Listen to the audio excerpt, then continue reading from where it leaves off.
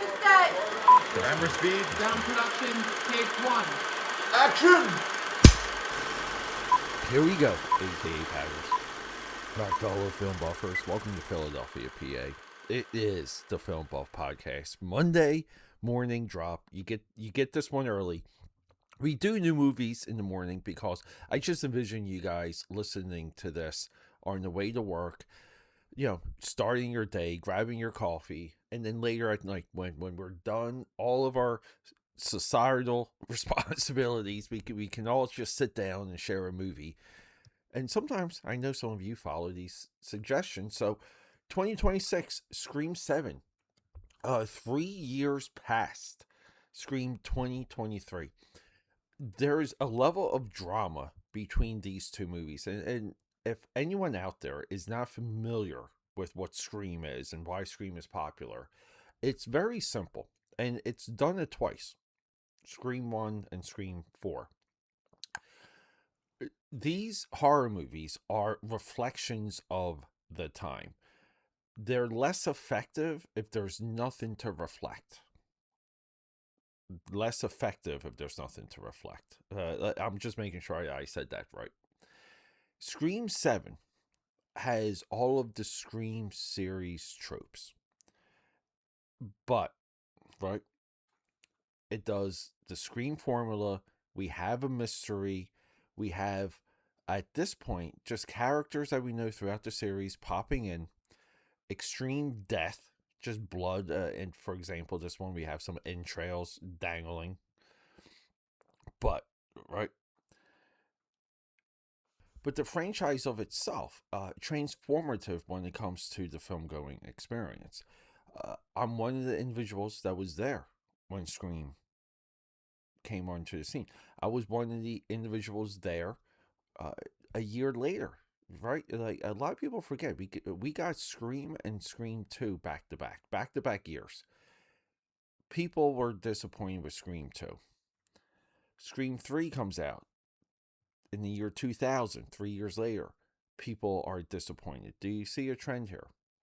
Scream 4 comes back 2011. Right? That's awesome. Let's just check some of the credits for Scream 4. Scream 4, directed by Wes Craven, written by Kevin Williamson. So the original two guys are back. Kevin Williamson, in my view, is one of the top screenwriters, producers, Hollywood guys to come out of the 90s. I don't think Kevin Williamson gets enough credit. We all, we can attribute Dawson's Creek to him as well. But Scream 4 reflects on the effect of Scream 96, the original, within the time.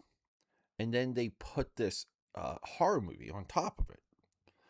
Within the Scream series, we have the Stab series, which really becomes apparent or comes clear in Scream 3. In Scream 7, we see Stab contextualized around the original Scream murder house. There's the Stab movie poster, Stab memorabilia. I've long waited for them to create a Stab movie. I just think I think it would be the most meta, awesome thing, and they could just make it just all the way through. So within the Scream world, there's also Scream. Like, you guys see where where some of this is going? And then we get something special. We get a new Scream trilogy. See, Scream 1, 2, and 3 is a complete story. Scream 4 does very similar to what Rocky Balboa, the last of the Rocky movies, does to the Rocky franchise. Or to Rambo, when they brought Rambo back with Last Blood, which or the one right before that. These real-time elapsed sequels. So when I say real-time, Scream 4, 2011, takes place in the same distance. It takes place 11 years after Scream 3. It's a real-time sequel. Another great example of a real-time sequel would be Tron Legacy. might be the greatest of all of them. And, you know, Tron Legacy also follows the tropes of the original Tron movie, recontextualizes that first movie, so on and so forth. Again, you guys see a pattern here. But then in 2022, we get the second of the Scream trilogies between 2022, 2023, and this year, 2026. Within 4 years, we get the second Scream trilogy. Is the trilogy over? Like, are we continuing? Do we have a little bit of a Star Trek thing where one of the movies starts things, like Star Trek 2, Wrath of Khan, and then we get Star Trek 3, Search for Spock, Undiscovered Country. So, like, do we add that fourth one on? Like, so we get the Scream trilogy, very similar to the Inner Series Star Trek trilogy, because we don't include Star Trek the motion picture. The actual Star Trek cinema film saga starts with Star Trek II Wrath of Khan. So this entire franchise is a reflection of itself by the time we get to Scream 7. And Scream 7, it's written and directed by Kevin Williamson. Kevin Williamson previously, this was a movie I've spoken about. At the time, read a lot about Teaching Miss Tingle 1999. I view Teaching Miss Tingle as underrated. I've seen it a few times since I've done my Film Buff podcast. This podcast had a different name when we did Teaching Miss Tingle. So he returns to the director chair, 1999, 2026. One can say he's a little rusty, but he's not outside of Hollywood. Kevin Williamson has always been involved with Hollywood. He's attached to potential new franchises, something like Cursed with Christina Ricci. In 2022, he writes Sick, a movie that we like. Again, a lot of Kevin Williamson's non-Scream movies we like. The Faculty, 1998, good movie. 1999, Teaching Miss Tingle, Cursed, good. The Exorcism with Russell Crowe, haven't seen, but Sick in 2022, where Sick is almost like a stab, highly inspired by Scream. Like I was expecting to have some level of a in Scream 7. I was hoping to see a Sick reference. So he comes back, and we're writing a movie now where he builds in this level of anticipation because one of our characters is back. This guy named Stu. Stu dies in the first Scream. Before we start filming Scream 7, there was a little bit of a Matthew Lillard revival. I think it's still happening. I mean, people were immensely excited that he was his character, Episode 1, Season 2, Daredevil, Born Again, Disney+. People just like seeing him on screen. I agree. I think of his generation, Matthew Lillard really was one of the talents. I think also, just speaking of Scream, David Arquette. I think these two guys, they did not survive their Hollywood arcs. They had that level of young success. Didn't quite have a career, for example, like a Paul Newman career. But they were all predicted to have that. And that's modern media for you. But Matthew Lillard is having this revival. And then between the production of Scream 6 and 7, we lose Jenna Ortega. Jenna Ortega was the new, in my view, the new focal female lead of Scream. We're in a little bit of a weird loop where when they finally bring back Courtney Cox into the full fold of this saga, we open this movie. So between Scream, let's just really be clear with kind of, I think, what happened here. And if you haven't guessed, we're not. Should we watch Scream 7? Let's just answer that real quick. Yes, watch Scream 7. Watch Scream 7 with all the other Scream movies. Are you going to leave satisfied with Scream 7? The answer will be no. But between, let's go. Like between Scream 6 and 7, we lose Jenna Ortega over, I think, Palestine. She feuds with someone on set. I believe two of the cast members leave from between these two movies. So we have this position crafted by Kevin Williamson. We're going to go with AI. Like again, Scream follows trends. It's a reflection of our times. As a horror movie, I feel like it masterfully does that. I think a little bit of a drinking game, quiz game would be to go through all the Scream movies and identify that, like what do they reflect. Scream 3 too, probably a fantastic conversation around Scream 3. So we get that. We lose cast members off of Israel, Palestine.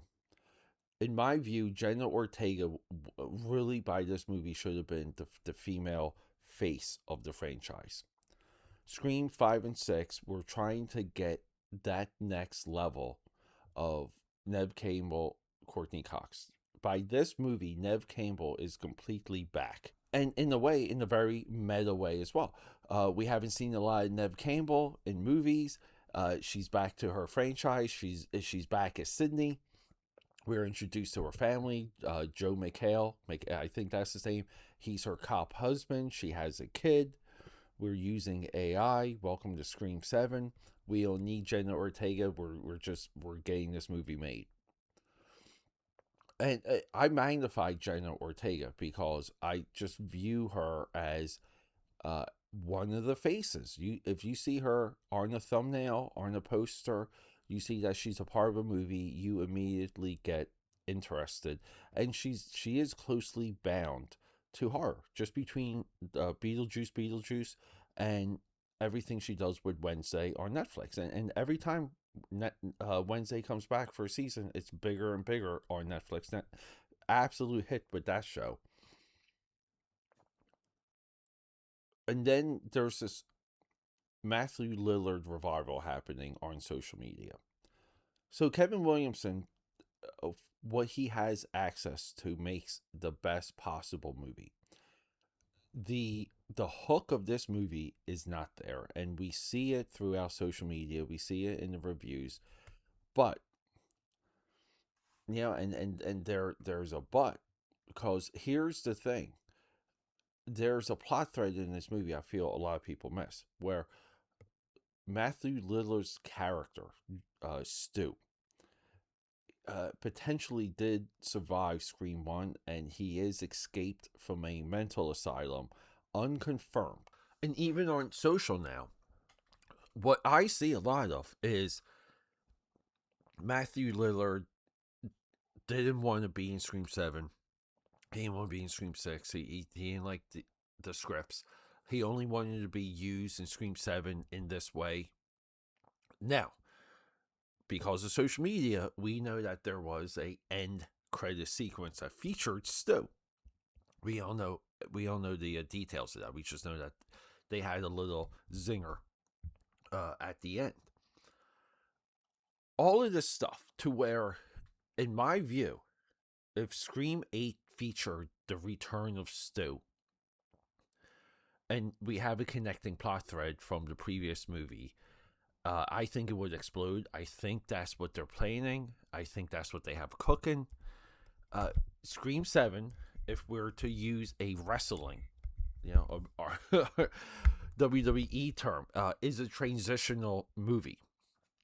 See, it's going to bridge the next run of films, the same way how Scream 4 bridged everything between the original Scream trilogy and the new Scream trilogy.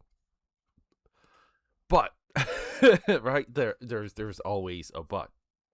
This movie does not feel satisfying. It doesn't feel like we ended up somewhere. It doesn't feel like we went on a little bit of a journey. I love the mystery elements of Scream. I love the high violence. There's a bar scene in this movie that I just liked. Gail Weathers, the sacrificial lambs of her interns, like her interns are with her, and you're just like, wow, they're going to die. Really nice stuff. I think this movie moves. I think by the time we get to like the final piece or the final set piece, I think it's there. I even think the speeches to why are you doing this that we always get at the end of the Scream movies, I think those are there. Just the explanation, the context around it, you don't care about. And by the time we get to the explanation in this movie, we've seen enough of Stu that we just want Stu back. But it shows you how hungry people are for this character. I think he'll be back for Scream 8. I think Scream 8 will be a little bit more of a celebration movie. And I think Scream 8 too is, they failed to move on from Neve Campbell and Courtney Cox. They've tried. This was that movie as well. I do think audiences were expecting that and waiting for it. It didn't happen on the back end. As I said, they lost Jenna Ortega. Scream 8 might be a reposition for the entire franchise with Stu leading the charge or Matthew Lillard leading the charge. I don't know where else they can go, but if you ask me in 96, 97, that in 2026 we would be talking about Scream 7, I would have laughed. I would have been like, it's not, there's no way that can be like a Rocky series or whatever called, Jaws 27, like we got in Back to the Future 2. But yeah, AKA Powders, I get, I understand the outrage, the reaction, just the frustration with this movie, but it's also part of a series, and I just think that makes it a tad bit more interesting than people are giving it credit for. As of a film experience, yeah, I Scream 7 is still a film experience, and who am I to say what the filmmakers are giving me, right? Like they give you what they give you, and yeah, I'm with the audience. I want to Stu back, but at the same time, I think Scream 7 is a sound attempt. Made 60 million. I think it grossed 170 in the box office. Not too bad. Yeah, to me, Scream 7. I mean, I love the beginning. I love the beginning of this movie too. It's the opening is, I think, is great. All right, EK Powder. Okay, that's a wrap.